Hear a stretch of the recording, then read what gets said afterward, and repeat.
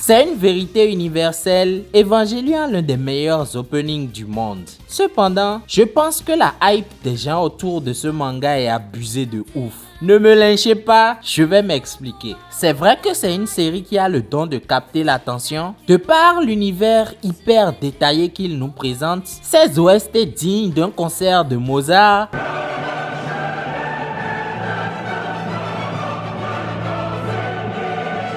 Son ending,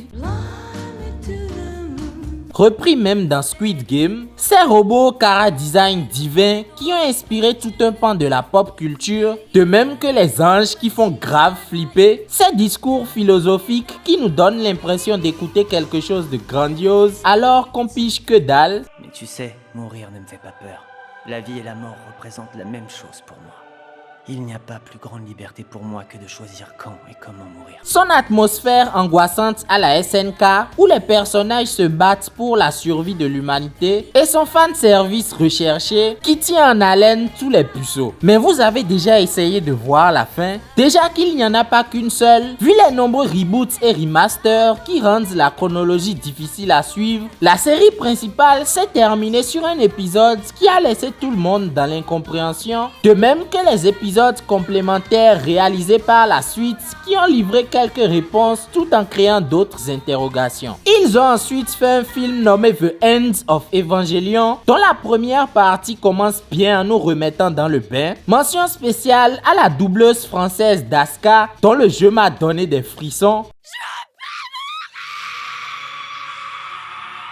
Mais la deuxième partie part totalement en couille. Ça part en guerre interne entre deux factions qu'on a du mal à identifier, et à moins de vraiment pousser la réflexion, tu ne sais pas pourquoi ils sont en train de s'entretuer. Et quand tu as enfin cerné la source de leur schisme, tu te rends compte qu'ils se battent exactement pour la même chose en fait. Ils veulent tous provoquer la fin du monde. Pourquoi vous vous mettez des bâtons dans les roues au juste? Et pourquoi vous vous faites chier durant toute la série à combattre les anges si à la fin vous faites exactement la même chose qu'eux? Et je suis désolé, mais le personnage principal est plus insupportable que Takemichi de Tokyo Revengers. C'est un déchet doublé d'un lâche que les gens autour n'arrêtent pas de soutenir, surtout son harem qui est beaucoup trop bien pour lui. Il passe son temps à chialer à cause de ses incertitudes d'ado frustré alors que dehors c'est la fin du monde. Pourquoi il confie le destin de l'humanité à un trou de pareil? Eren, lui, a eu une vraie évolution dans sa série. Il est passé de sous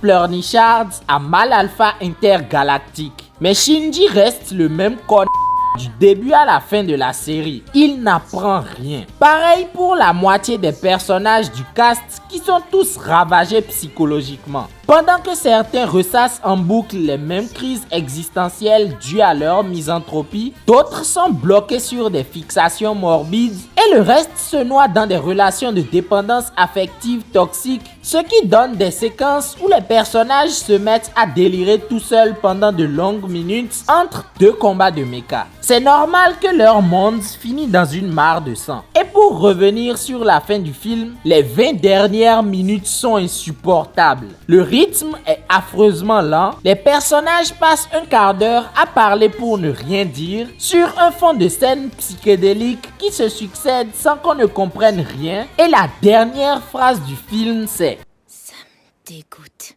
Quand mon lecteur s'est arrêté, j'ai crié « Quoi? Qu'est-ce que c'est que ça? C'est quoi cette arnaque ?» Comme les gars de Crazy Bomb World, j'ai pensé « On peut se faire rembourser pour un truc qu'on a vu gratuitement ?» Ça m'a d'ailleurs rappelé le film Les Enfants de la Mer, qui m'a captivé par son style graphique, mais qui m'a perdu pendant toute la seconde moitié du film à cause du vomi épileptique à la sauce Evangelion qu'ils m'ont servi. Sérieux, des gens se sont vraiment assis pour réaliser ça? Soit ils sont de la même famille que ceux qui valident l'art abstrait, soit c'est le travail d'une IA qui a pété les plombs. Bref, à ce moment, je ne savais pas qu'il y avait pire qui m'attendait. En effet, j'ai découvert par la suite qu'il existait la saga de films You Are Not, à la numérotation extrêmement bizarre qui rebootait l'intégralité de la série encore en y incorporant divers ajouts, tout en sublimant le tout avec l'animation actuelle. Quoique l'animation de la première série n'a rien à envier à ce qui se fait aujourd'hui. Piqué par ma curiosité, j'ai fini le premier film que j'ai adoré, puis le second qui était juste dingue,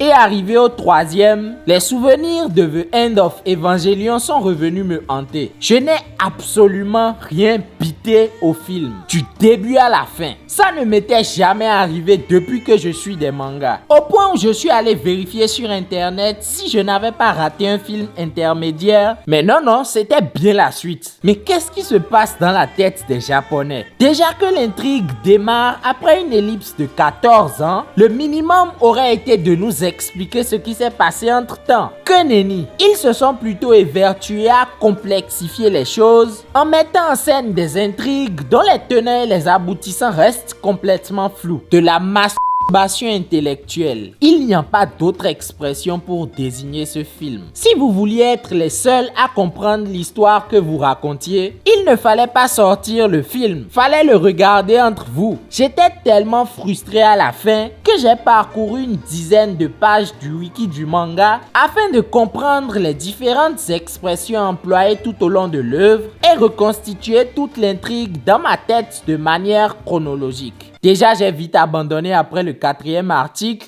et je n'avais toujours pas compris de quoi parlait cette histoire. C'est donc prêt à dézinguer la série en écrivant cette vidéo que je suis tombé par hasard sur le dernier film de la saga dont le nom n'avait rien à voir avec les précédents, donc bonne chance pour savoir que c'est la suite. Honnêtement, ce 4e opus m'a réconcilié avec la série car il a corrigé tout ce que je reprochais au 3e film. Déjà, le début était plus posé avec les explications qui manquaient après l'ellipse et ça faisait plaisir de retrouver les personnages du début qui ont fait leur vie. Les scènes de combat étaient juste incroyables avec des références à Star Wars, mention spéciale à l'affrontement final qui brise le 4e mur. Les gars se battent littéralement dans les décors de la série. Et tout ça grâce au studio Kara qui a réalisé ces films et dont j'aimerais qu'on s'arrête quelques secondes sur le travail qui mérite des applaudissements.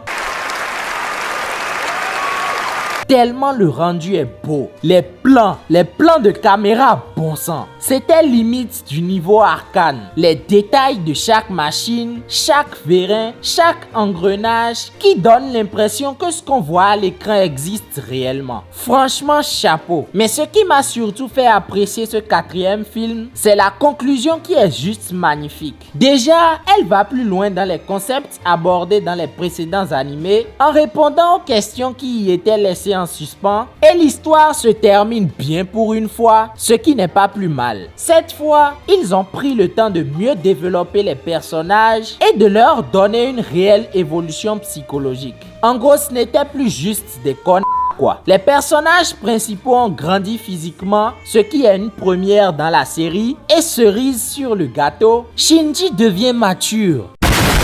Et il arrive enfin à serrer au passage. Juste pour ça, cette fin éclate toutes les autres. En résumé, Evangelion c'est bien, mais les auteurs ont plusieurs fois péché sur la fin et ne semblent avoir tiré des leçons que sur leur toute dernière itération. Je vous invite à aller voir ces différents films pour vous faire votre propre avis et surtout vous péter les neurones. N'oubliez pas de laisser un petit like et de vous abonner si j'ai réveillé en vous l'étincelle de la nostalgie. Je vous dis à très vite pour une nouvelle vidéo. C'était Narobaz.